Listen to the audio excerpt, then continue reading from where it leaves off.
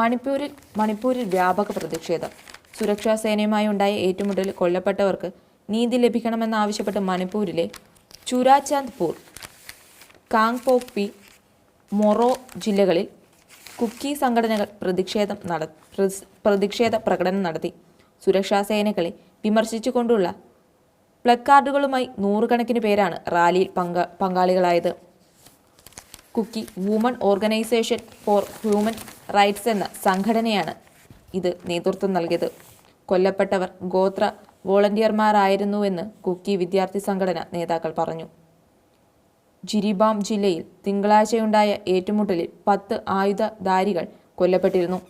ഇതിനിടെ ഏറ്റുമുട്ടലിനിടെ ദുരിതാശ്വാസ ക്യാമ്പുകളിൽ നിന്ന് കാണാതായ 3 സ്ത്രീകളെയും കുട്ടികളെയും ഇതുവരെ കണ്ടെത്താനായിട്ടില്ല.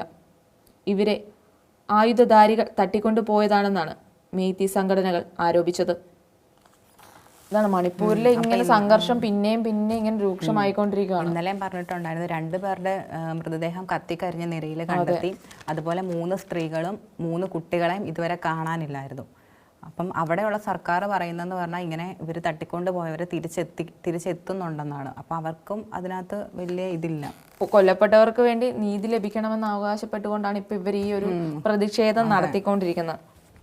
അത് ദുരിതാശ്വാസ ക്യാമ്പിൽ നിന്നൊക്കെയാണ്. അതെ, 3 സ്ത്രീകളെയും കുട്ടികളെയും തട്ടിക്കൊണ്ടു പോകുന്നത്. എന്തൊരവസ്ഥയല്ലേ. പേടിച്ചാണ്, ഭക്ഷണം പോലും കഴിക്കാൻ പേടിച്ചിട്ടാണ് അവരൊക്കെ ഇരിക്കുന്നത്.